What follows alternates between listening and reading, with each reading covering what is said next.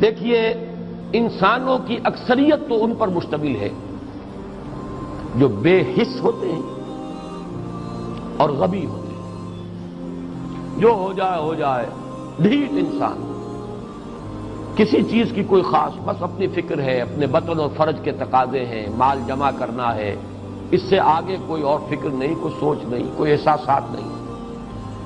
کسی کے دل پر کیا بیت رہی ہے ہمیں کیا، وہ جانے. کوئی بھوکا ہے ہمیں کیا، ہم کسی کے ذمہ دار تو نہیں.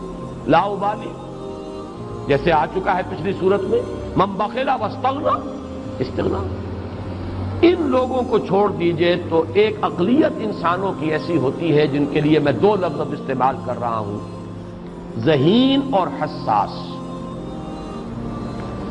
ذہین اور حساس لوگوں میں قبض اور بسط کی کیفیت، یہ مختلف سائیکلز ہیں جو آتی رہتی ہیں.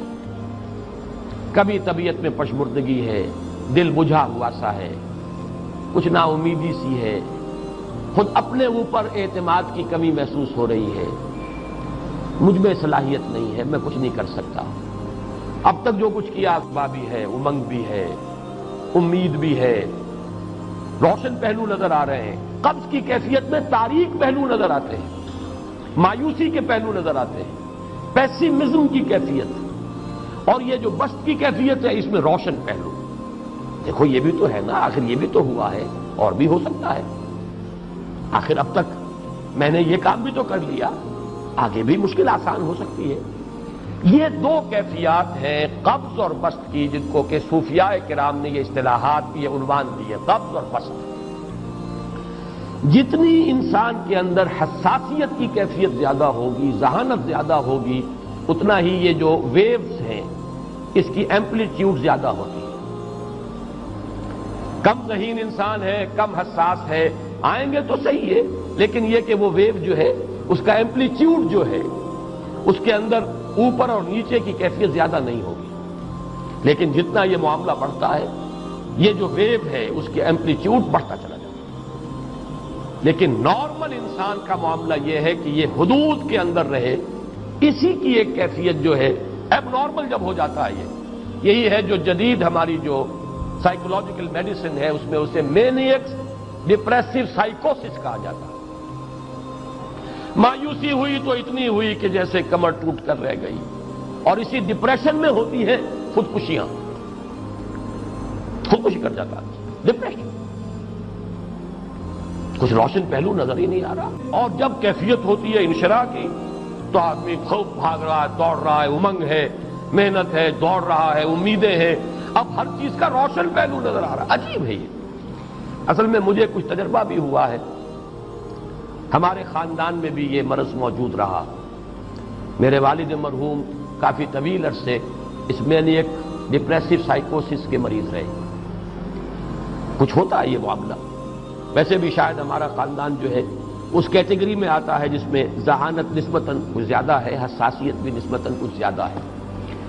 یہ دوسری بات ہے کہ کوئی شخص جو ہے یہ فلسفے کے طور پر اختیار کر لے کہ اپنے آپ کو ڈھیٹ بنا لینا ہے، یہ فلسفہ بھی بن سکتا ہے. لیکن یہ ہے کہ اگر آدمی چھوڑ دے اپنی طبیعت کو تو یہ دونوں کیفیات آتی ہیں.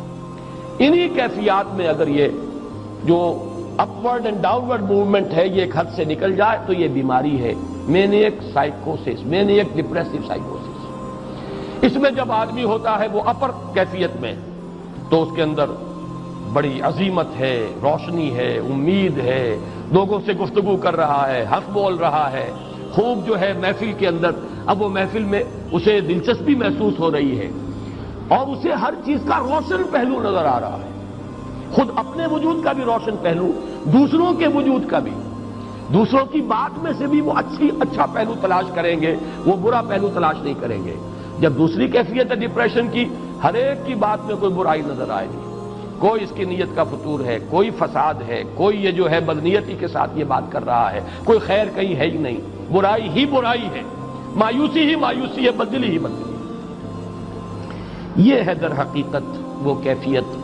اس کو غالب نے بہترین انداز میں تعبیر کیا ہے.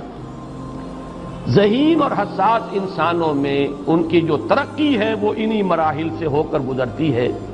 ہر قبض کے بعد جب بسط آتا ہے تو آگے ترقی ہوتی ہے. جس کو آپ کہتے ہیں بائی لیپس اینڈ باؤنس، آدمی جو ہے چھلانگ لگاتا ہے، گویا کہ ایک درجہ جو پہلے تھا اس سے آگے درجہ انسان کا جو ہے اس سے بلندر پوزیشن پر انسان پہنچتا ہے۔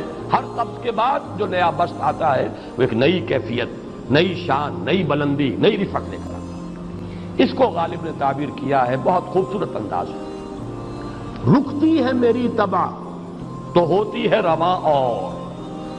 یہ ہے وہ معاملہ جو ان آیات مبارکہ کے پس منظر میں ہے۔ اسی لیے اب میں آپ کو اس کا حوالہ دے رہا ہوں، تفسیر مظہری میں قاضی ثناء اللہ پانی پتی رحمت اللہ علیہ نے بہت عمدہ بات فرمائی ہے کہ حالت قبض اگر کسی شخص پر طاری ہو تو اس حال میں اکسیر کا درجہ رکھتی ہے یہ سورہ مبارکہ، اس لیے کہ یہ نازل ہوئی ہے محمد الرسول اللہ صلی اللہ علیہ وسلم پر اسی حالت قبض میں۔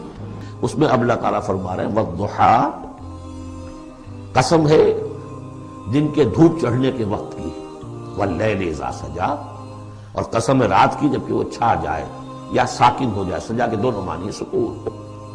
ما ودعک ربک وما قلی، آپ کے رب نے آپ کو رخصت نہیں کیا ہے، نہ ہی وہ آپ سے ناراض ہوا ہے۔ وللآخرۃ خیر لک من الاولی، اور اس کے بعد جو وقت آئے گا اس قبض کے بعد وہ پہلی سے بھی بہتر ہوگا۔ وَلَسَوْفَ يُعْطِيكَ رَبُّكَ فَتَرْضَىٰ، ان قریب آپ کا رب آپ کو اتنا کچھ دے گا، اتنا کچھ دے گا، آپ کی محنتوں کے وہ نتائج سامنے آئیں گے کہ آپ راضی ہو جائیں گے۔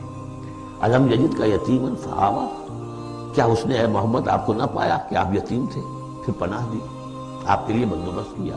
ووجدک ضالا فہدیٰ، اور پھر جب آپ شعور کی پختگی کو پہنچے اور غور و فکر کا مرحلہ آیا، حقائق میں انسان کو سوچ بچار کا مرحلہ آیا اور آپ کو دیکھا کہ آپ تلاش حقیقت میں سرگرداں ہیں تو ہدایت دی۔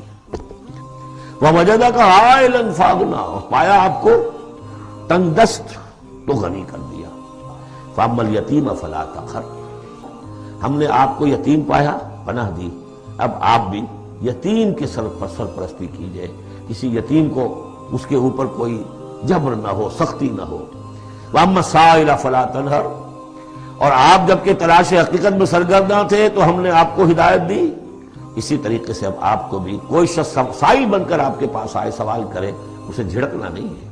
وَأَمَّا بِنِعْمَةِ رَبِّكَ فَحَدِّثْ، اور جو ہدایت تمہیں دی ہے ہم نے اب اسے عام کرو، یہ نعمت ہے، آپ کے رب کا انعام ہے، یہ ہدایت جو آپ کو عطا ہوئی ہے اس کو بیان کرو۔